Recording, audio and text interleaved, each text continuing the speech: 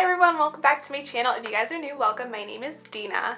Today is the video that I definitely had to make for my own sanity, and I think it's something that honestly so many people can benefit from because I've talked with quite a few of my friends lately and a lot of people are going through a very similar thing, if not basically the same thing that I have been going through. So I just wanted to talk about being an empath, signs that you are an empath, and what to do about it, how to cope, because there's a lot of stuff that's honestly very triggering and upsetting in the world right now, and I think we could all use these tools. So without any further ado, let's first talk about the signs that you are an empath, and then I'm going to share with you some coping mechanisms that I have learned about, that I've researched, that can help all of us deal with what we're going through. So one of the signs that you could be an empath is the fact that you are deeply moved by people, things, events, things that are happening around you, even if they're not necessarily directly related to you. I find personally that I am very much affected by, the things that are happening in the world right now. And for a while I was getting quite depressed there, and it was just having a very negative effect on me. So if you're someone who has been dealing with the same sort of thing, then you may also be an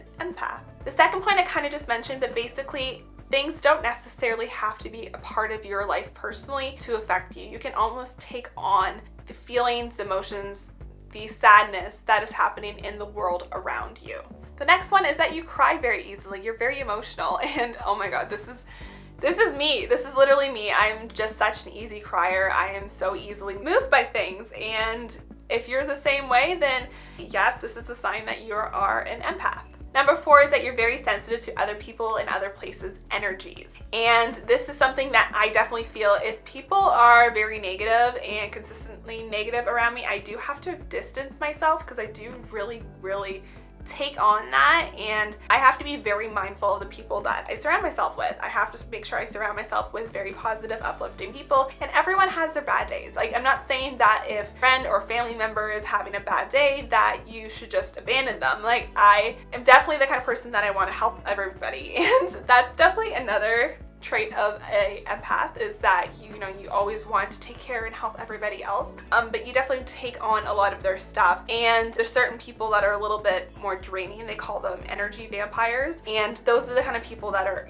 always complaining, always negative about things. And if you do surround yourself with those type of people, it could definitely be very draining if you are an empath. So be very careful of the people you surround yourself with in that sense. But yeah, you definitely tend to take on other people's stuff.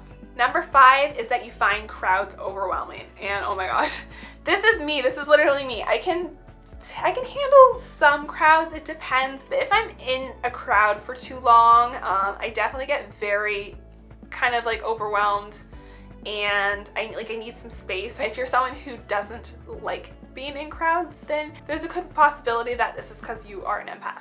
The next one is that people are drawn to confiding in you, their problems, things that they're going through in their life. And this is definitely true to me. People tend to really open up for me, even if they don't really know me.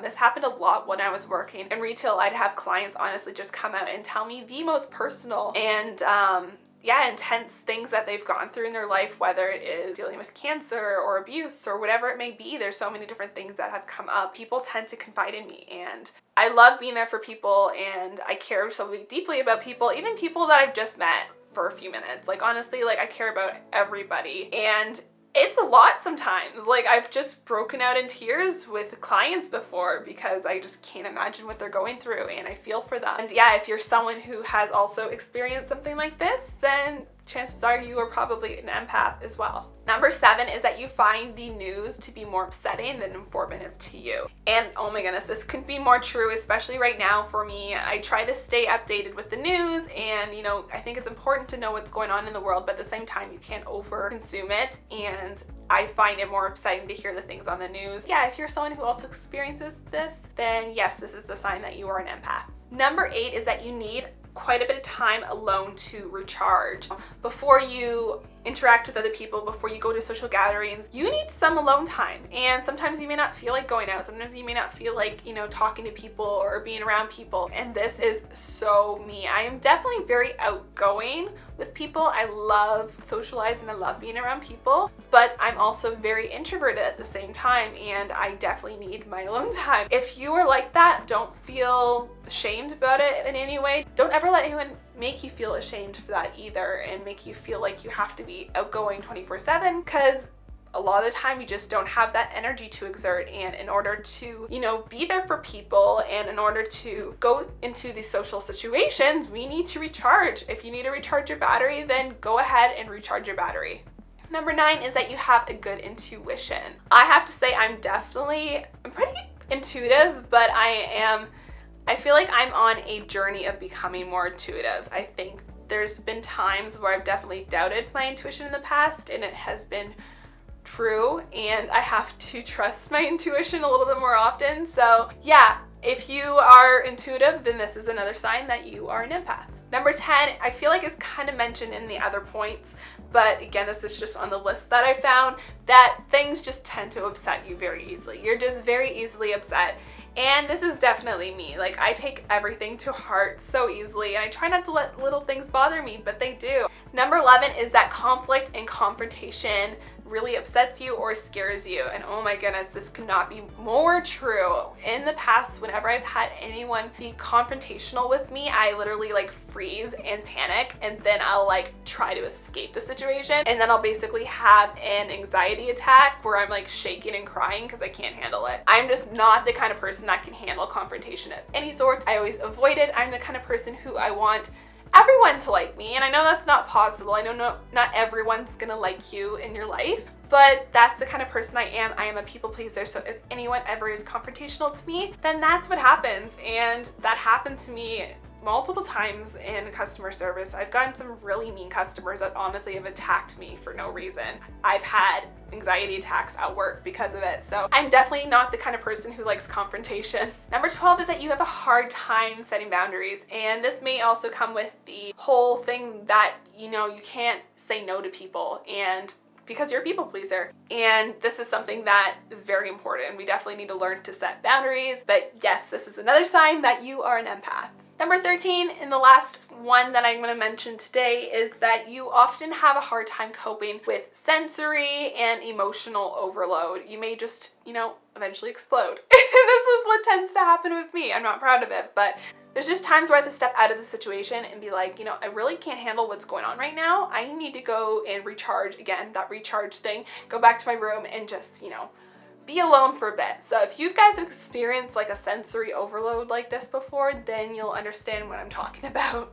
All right, so now we've figured out what it means to be an empath, all the signs of being an empath. So what do we do about it? So I have a whole list of ways to cope with this, and I am aware that this is probably not an easy fix. This is something that takes a lot of personal development over time, so let's work on it together. Here are the ways to cope with being an empath. Number 1 is you have to take some quiet time to, meditate, to breathe, whether it is, meditating in your bedroom or going out for a walk in fresh air. Take the time to do this. And if you need to do this to, set your day, do this first thing in the morning before you do anything else, definitely take the time to do this for yourself. Number 2 is to journal all the times that you have your highs and lows. If something triggers you, if something upsets you, even when you're feeling good, write down everything, because then you have this record of when things happen, and then you can honestly, once you get a better idea of your patterns, your personal experiences, then you can be a little bit more prepared for the future and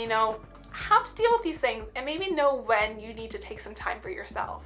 Number 3 is when you feel upset, make sure you take the chance to ask yourself, are these emotions yours? I found this very interesting, and this was mentioned on one of the websites that I used to research. I'm going to post everything, by the way, in the description box for you to see, just to credit the people that wrote this information. And also, just if you guys want to do a little bit more research for yourself, everything's going to be below. But this is something that I also just recently was taught by my boyfriend's mom, and she does a whole lot of different things like Reiki, body talk, a whole bunch of stuff. I can't even honestly list everything she does. But yeah, she taught me to ask myself if the emotions are mine, because often we can take on things that are not our own. emotions that are not our own. And especially if you're an empath, you may be taking on anger or, sadness that doesn't actually belong to you. So take the moment and ask yourself, is this mine? Because maybe it's something that, your mom's going through, or maybe it's something that your friend's going through, or whatever it may be. The next one is to recharge. Like I mentioned, we all need that recharge time, so make sure you take the time to recharge